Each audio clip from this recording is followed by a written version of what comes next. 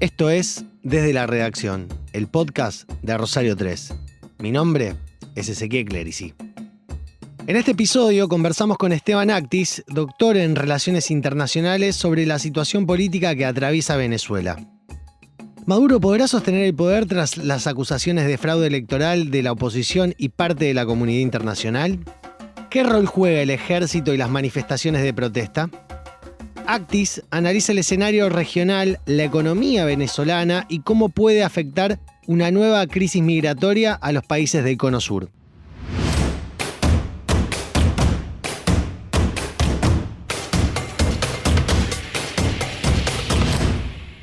Esteban, ¿cómo era el contexto previo a la elección que se desarrolló el domingo en Venezuela?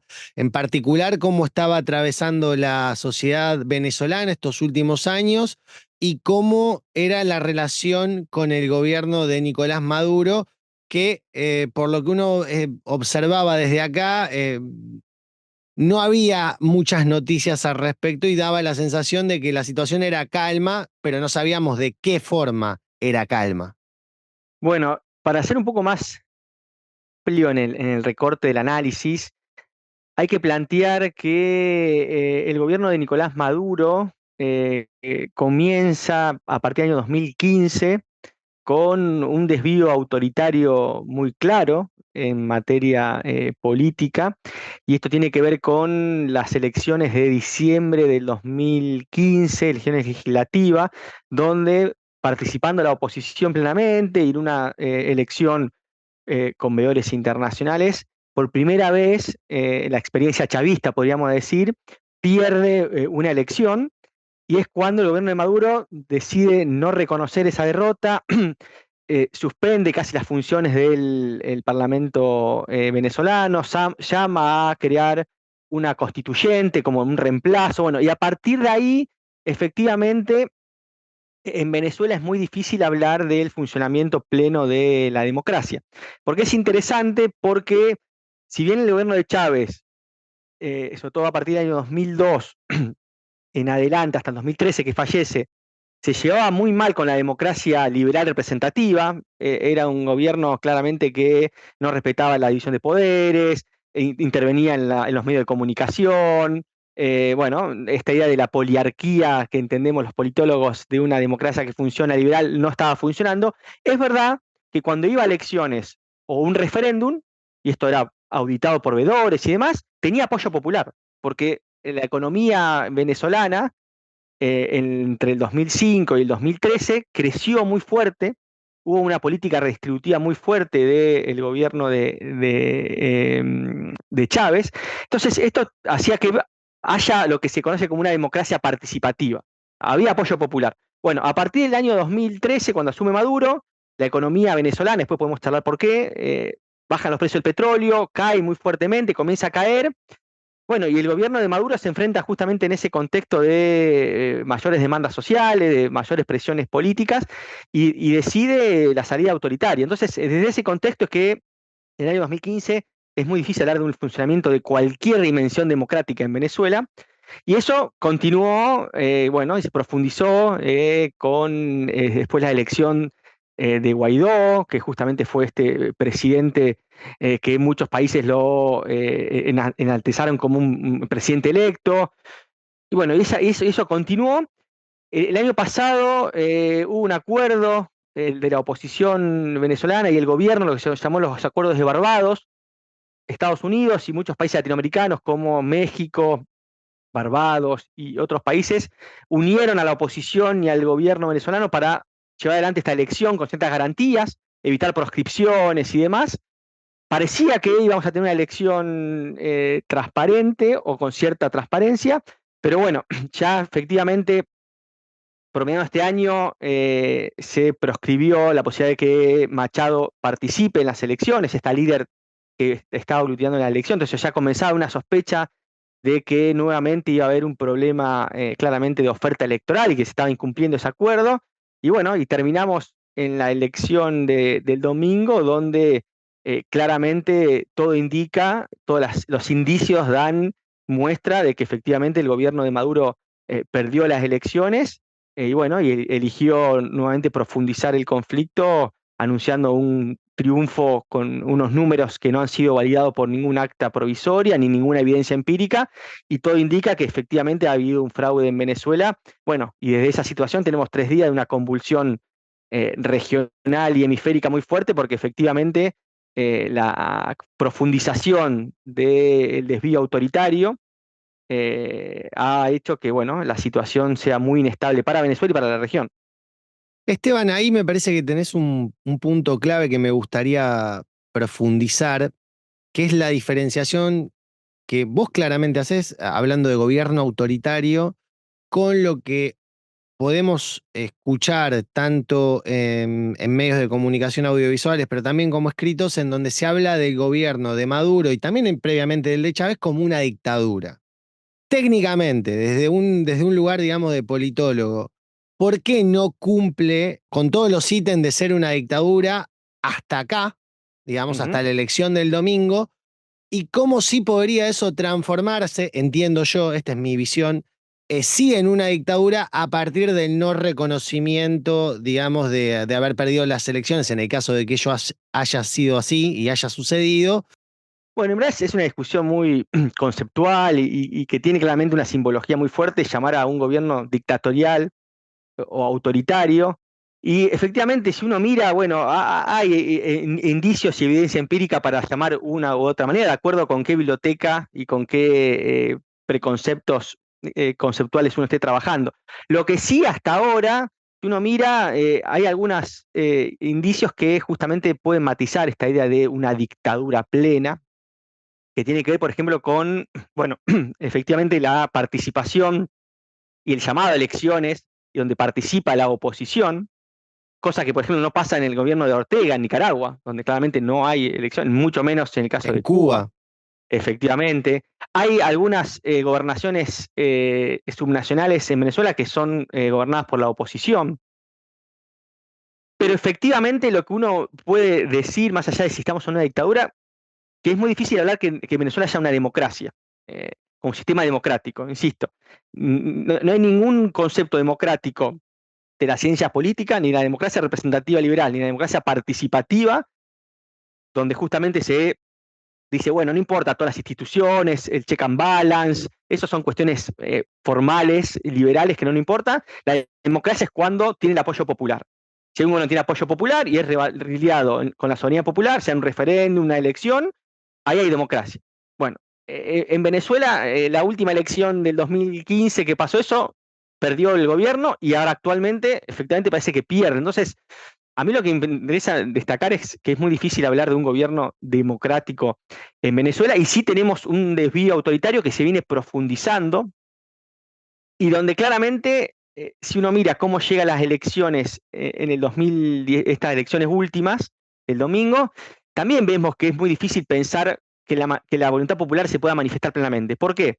Porque tuvimos justamente la proscripción de candidatos, donde la oposición tuvo que intentar un candidato alternativo, que era el candidato con mayor, la candidata con mayor posibilidades en términos de las encuestas y la visibilidad.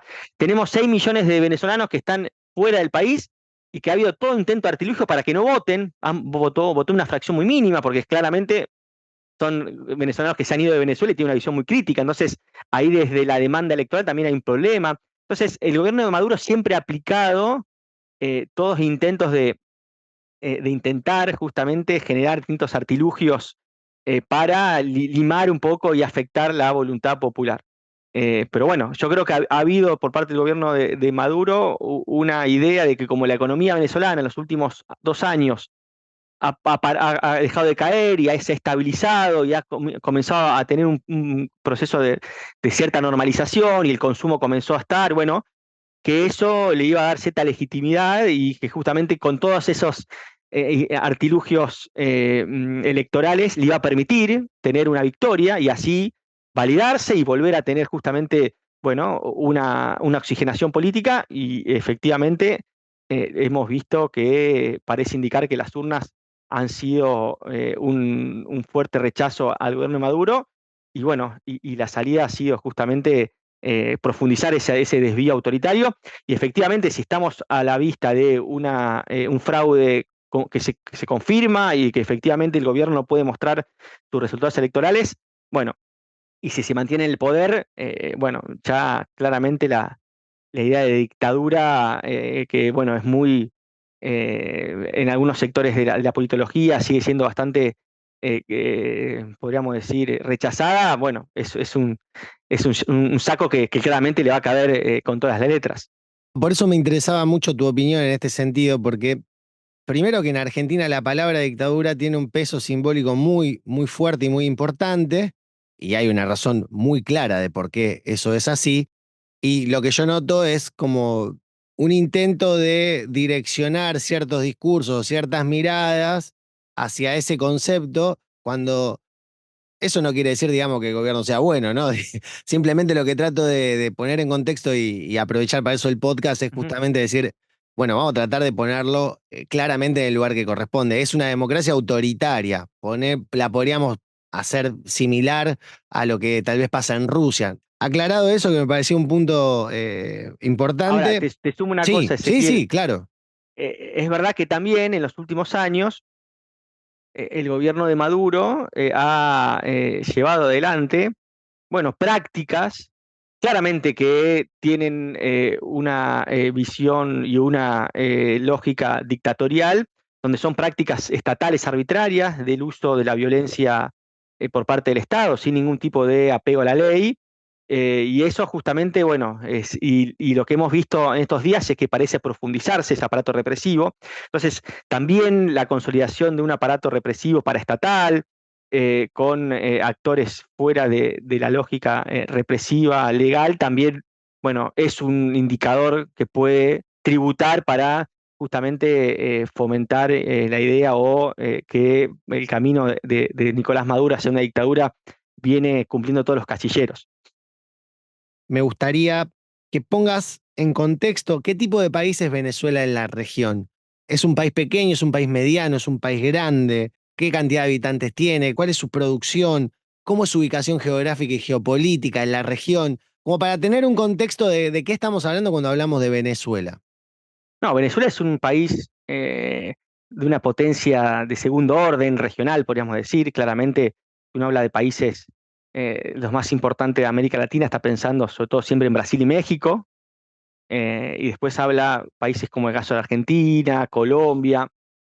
En las últimas 2 décadas el crecimiento de Chile ha sido muy importante, eh, pero Venezuela es un país muy importante, central en el norte de América del Sur, que tiene justamente fronteras con muchos países de la región, en el caso Colombia, Perú, sobre todo Brasil.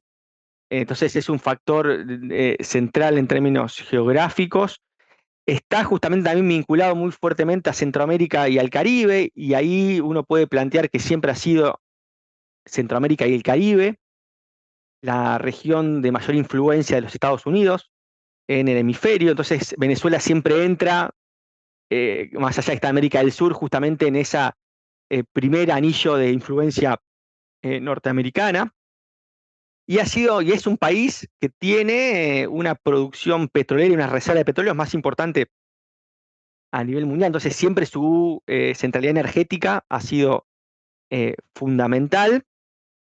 Y ahí es un tema importante porque justamente este colapso estatal que ha tenido Venezuela en los últimos 15 años, o 10 años para ser más preciso, se ha llevado también puesto su importancia energética. Venezuela producía en el año 2010, 2011, 2.000 barriles diarios de petróleo, perdón, 2 millones de barriles diarios de petróleo, 2 millones, está produciendo o produjo hace 2 a 3 años, en el pico de la crisis, 300.000. Ahora tuvo una recuperación.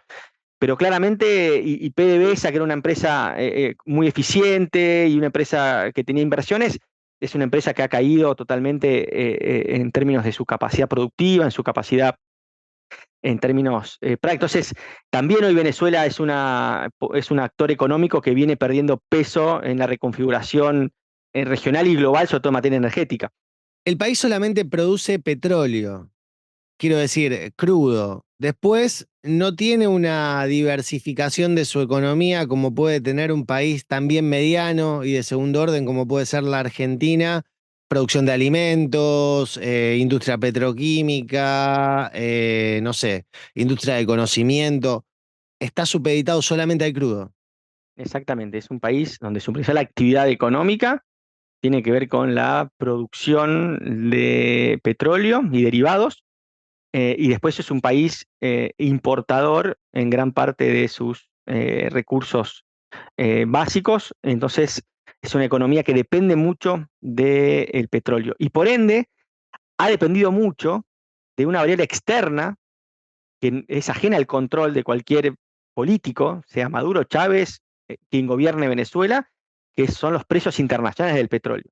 Entonces, cuando los precios internacionales tienen un buen desempeño, generalmente esto tracciona positivamente la región, el país, perdón, la economía del país, como fue entre el 2005 y el 2014, que los precios, digo, Chávez tuvo un precio de casi $130 por barril, y digo $130 en ese momento, hoy con la deflactado por inflación, estaríamos hablando mejor de un barril a $200 actualmente, un precio exorbitante.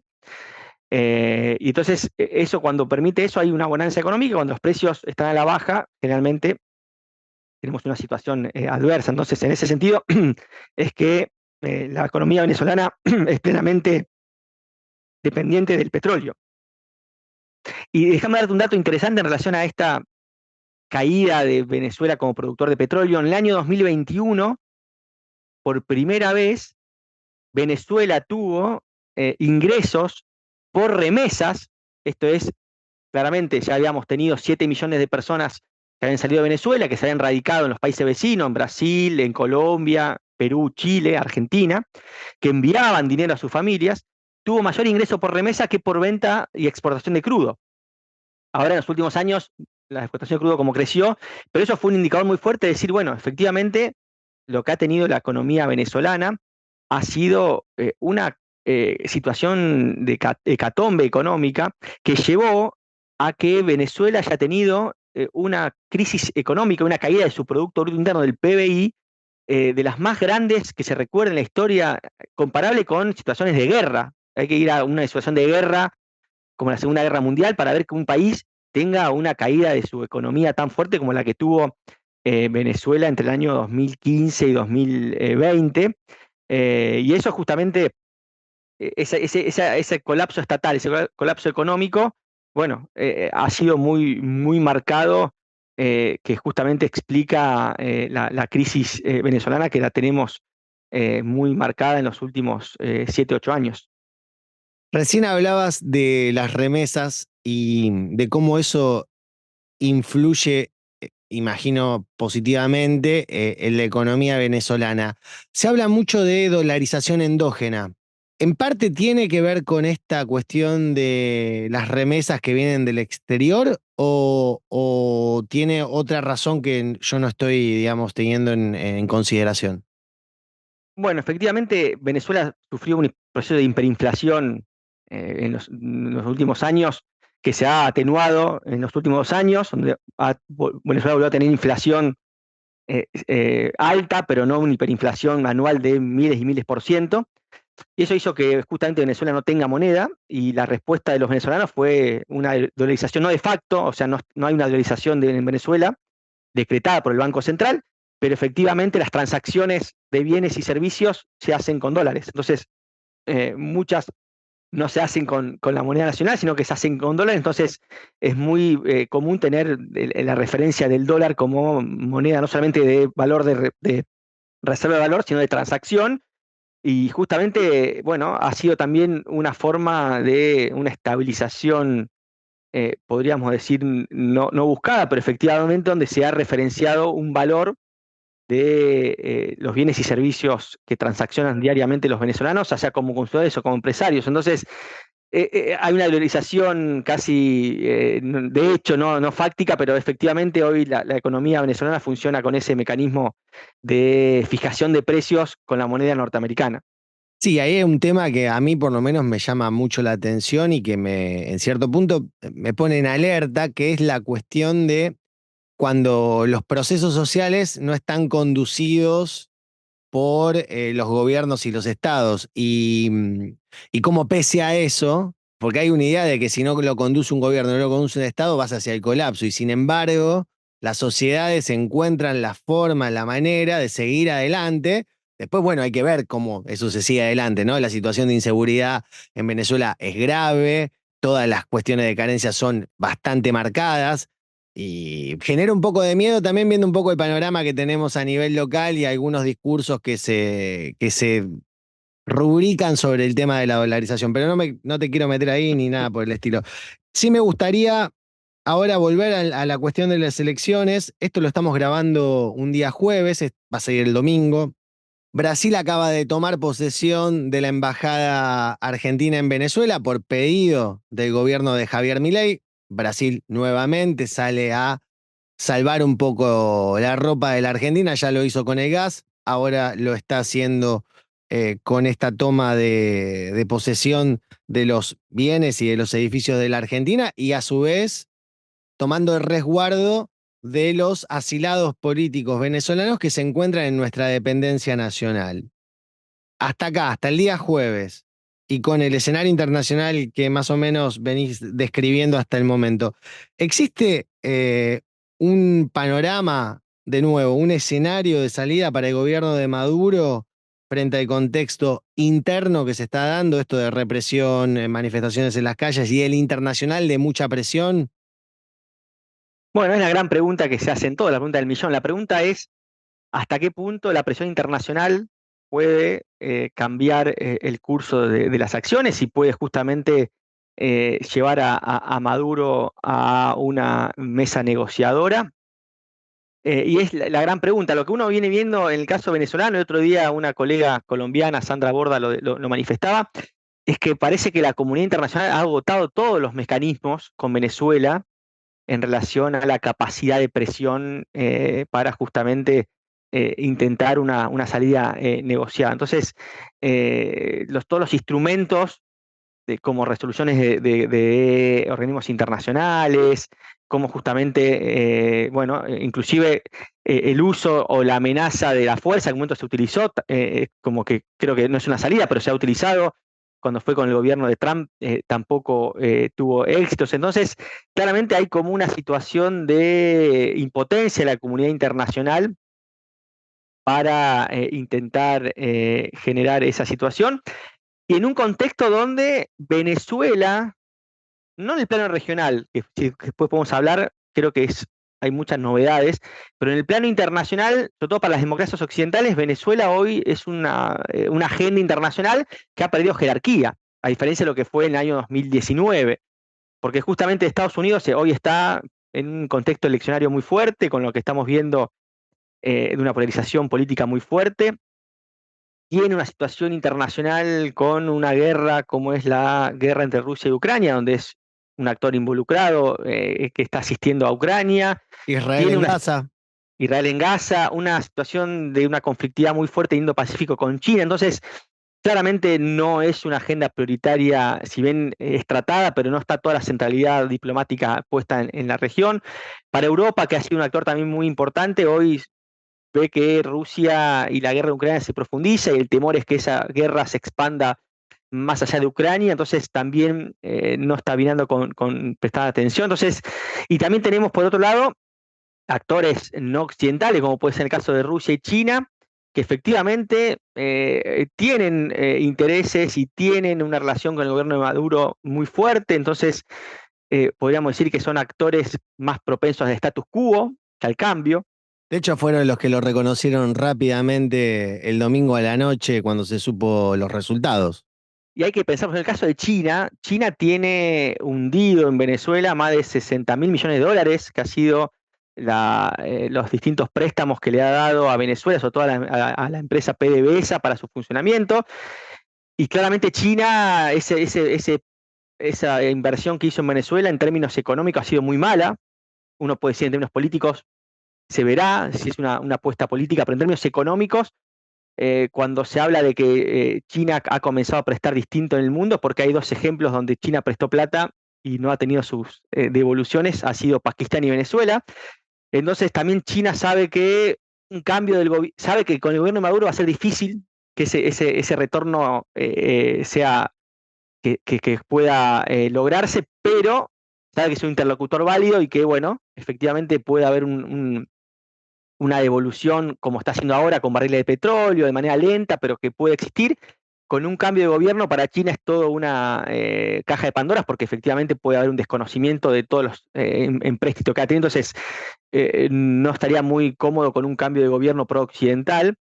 Y bueno, y Rusia es uno de los pocos aliados que tiene en América Latina, entonces también en este contexto de un gobierno como el de Putin, que tiene gran parte de la comunidad internacional con sanciones y con cierto aislamiento, bueno, Venezuela sigue siendo ese actor donde últimamente ha habido algún tipo de maniobras militares, sobre todo en Cuba, pero bueno, es un actor interlocutor válido.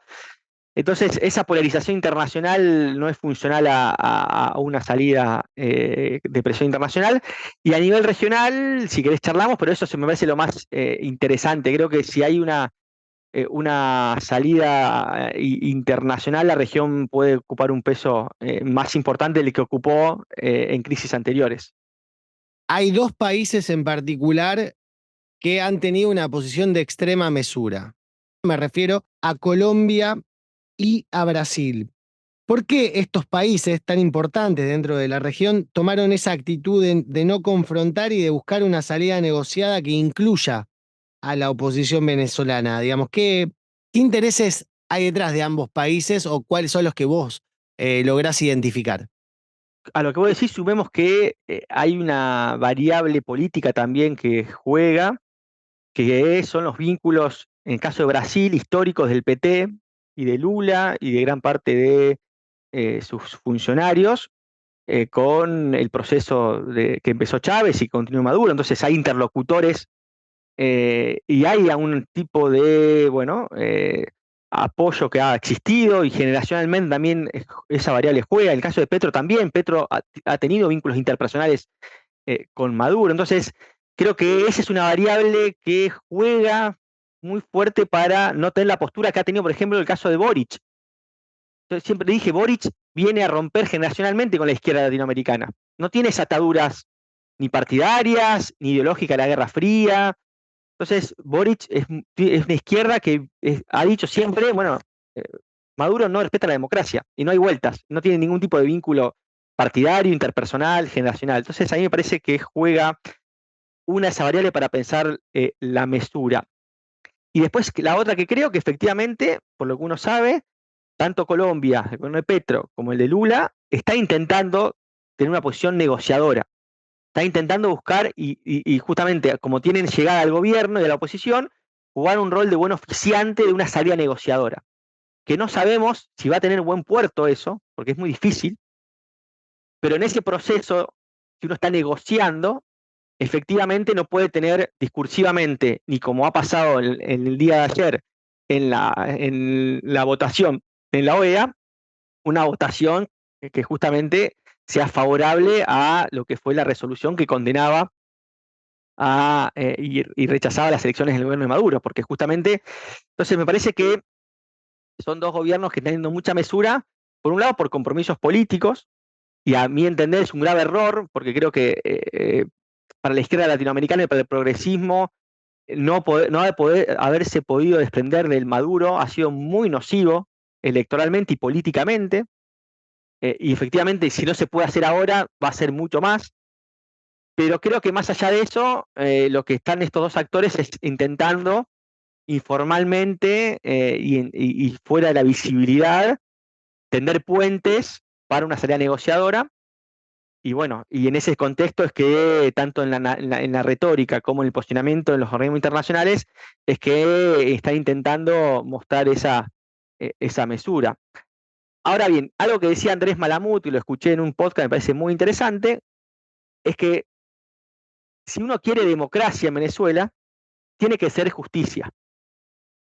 Porque, digo, una salida negociadora se tiene que dar garantías a Maduro y a gran parte de los actores del gobierno venezolano en ciertas garantías, porque acá lo que está en juego últimamente, y se lo sabe Maduro, es en primer lugar tu libertad, tu futuro. Entonces, Maduro no se va a ir como se fue Gaddafi, ni que esté en juego su vida ni su libertad. Entonces, tiene que haber algún tipo, y eso, la pregunta es si la oposición venezolana está en condiciones de ceder esas garantías, porque es justamente ceder impunidad. Entonces, acá hay un trade-off muy difícil de lograr y que en una negociación negociada, eso tiene que estar en juego. La otra que vos decías, una posibilidad, es que los mandos de las fuerzas militares, las Fuerzas Armadas venezolanas, que hoy son las que mantienen el poder en Venezuela, haya, bueno, en los mandos medios hace una rebelión y Maduro pierda el apoyo de las Fuerzas Armadas. Y ese ya es otro escenario muy distinto porque sería justamente una rebelión de los actores fácticos que tienen el poder. Pero bueno, eso es un tema claramente que no ha sucedido hasta ahora y muchos se preguntan si con esta nueva crisis y la presión internacional eso se va a lograr. Y te doy otro dato para mostrar la importancia de las Fuerzas Armadas en Venezuela. Venezuela tiene 2.000 generales. O sea, las fuerzas aéreas generalmente, las fuerzas armadas generalmente funcionan tipo pirámide, pocos generales y muchos cabos, podríamos decir, y muchos sectores Sí, mandos medios o y intermedios, pero bajos, menores siempre al exactamente. general. Bueno, en Venezuela es al revés, hay muchos generales y esto tiene que ver justamente con que el gobierno ha utilizado las Fuerzas Armadas como premios y le ha dado recursos, le ha dado cargos, le ha permitido también estar irradiado en los actores de la economía, muchos están en los boards de empresas, como PDVSA. Entonces hay claramente una dificultad porque el gobierno tiene muy bien atendidas a las Fuerzas Armadas y hay que ver justamente si esas fuerzas están decididas a romper con ese vínculo y con esa alianza política institucional o no. Entonces, eso también hoy muchos se preguntan efectivamente y creo que la gran llave está en el comportamiento de las Fuerzas Armadas para ver cómo logra Maduro profundizar su desvío autoritario y mantenerse efectivamente en el poder, más allá de las presiones internacionales, de las presiones domésticas, y ese es el actor clave a ver el comportamiento.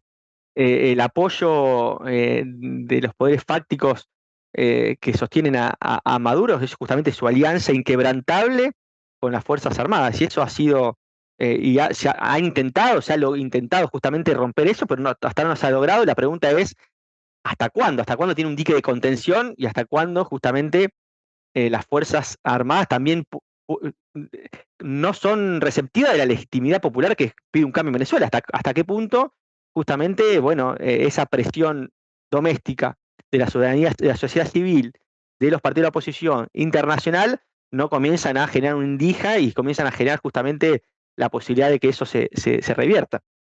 Sí, pareciera también que estamos en esos momentos de la historia en que todas las ideas preconcebidas o las idealizaciones que tenemos alrededor de los sistemas que nos rigen, en este caso el democrático, implica también ante esos escenarios tener una cuota de realismo que está por encima de la lógica de la ley como se entiende habitualmente y demás. Me parece que eso también es como muy interesante del momento que nos plantea, sobre todo el análisis que acaba de hacer anteriormente.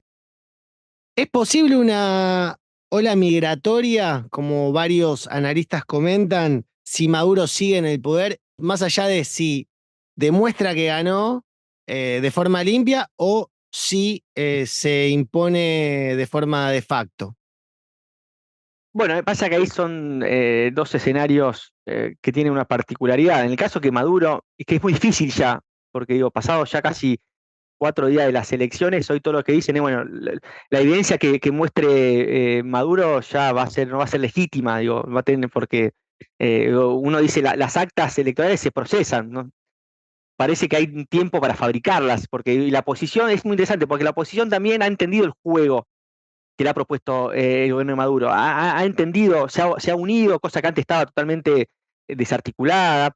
Ha dejado de lado las visiones mucho más radicalizadas de pedir una intervención militar, de pedir un golpe de Estado. Ha jugado con una lógica mucho más democrática y también ha entendido que necesitaba transparencia. Entonces tuvo la posibilidad rápidamente de que sus fiscales saquen, digo, las nuevas tecnologías, saquen fotos de los actas. Entonces tuvo, como pasa acá en Argentina con las elecciones, que uno ve que en la elección de balotaje ya sabíamos de antemano porque los fiscales mandaban las fotos. Entonces, hoy es muy difícil hacer lo que efectivamente ha hecho Chávez, decir, bueno, inclusive hay datos matemáticos que muestran que parece que se pusieron primeros los guarismos y después se le pusieron los votos.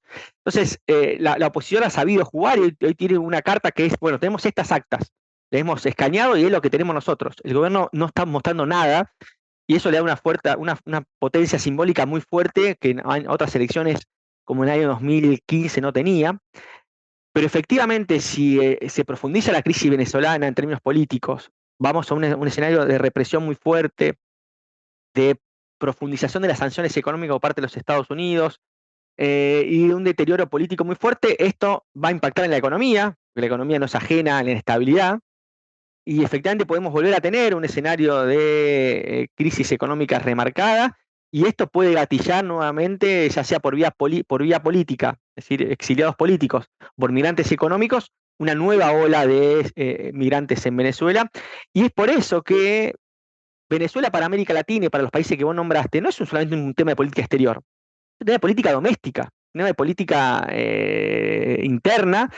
Por ejemplo, el caso de Chile. Chile ha tenido mucha migración venezolana y hoy un tema central de la agenda de Chile es la inseguridad, cosa que no hacía hace 5 años. Y la inseguridad está asociada, con preconceptos o no, con una visión xenófoba o no, pero con el arribo de venezolanos.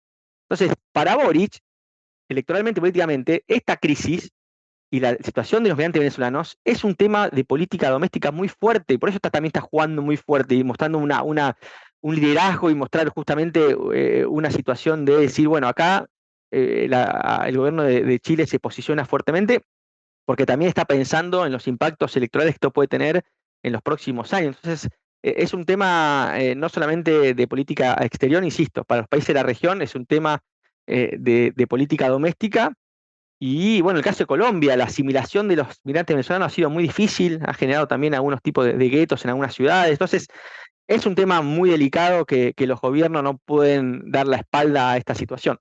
Pareciera que la actitud tanto del presidente Javier Milei y su cancillera Diana Mondino es más ideológica que de especulación política, de política doméstica como tiene Boric. ¿Vos tenés esa misma sensación o pensás que también le preocupa la cuestión de lo que puede suceder con los migrantes que se puedan desplazar hacia la Argentina?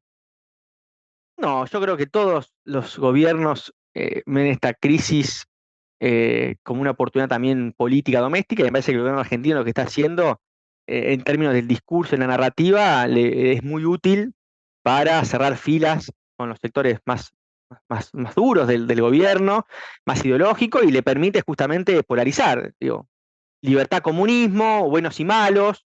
Entonces me parece que esta crisis, el bien y el mal, se están definiendo. Entonces me parece que para la narrativa de la política exterior argentina del gobierno actual, me parece que es funcional a esa lógica, no tanto por la posibilidad de los migrantes que Argentina ha recibido, pero no ha recibido, no ha sido los principales receptores, sino más bien justamente como para, bueno, darle una narrativa y una impronta al gobierno de Milei. Me parece que esta crisis es una oportunidad en ese sentido para el gobierno.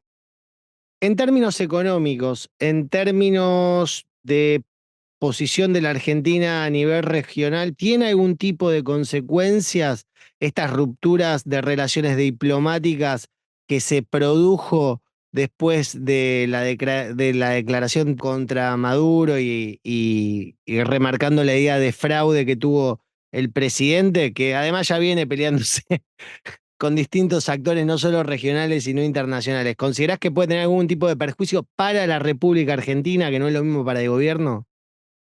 En términos económicos, no, digo, lo que sí uno puede ver es en términos políticos, sobre todo las relaciones diplomáticas, lo que hacen es tener una interlocución con un gobierno determinado.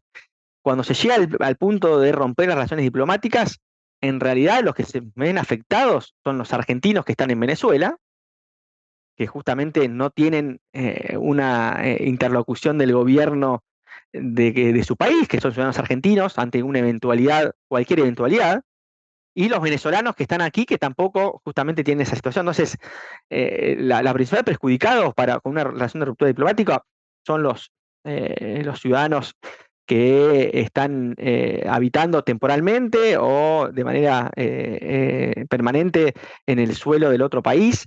Pero en términos económicos no hay ningún tipo de afectación directa de la Argentina con la ruptura de relaciones diplomáticas por parte de Venezuela. Sí, para la Argentina, en términos de su política exterior, esta situación, esta fuerza centrífuga, lo charlaba con algunos colegas, Venezuela es la mayor fuerza centrífuga y de fragmentación que tiene la región en la última década.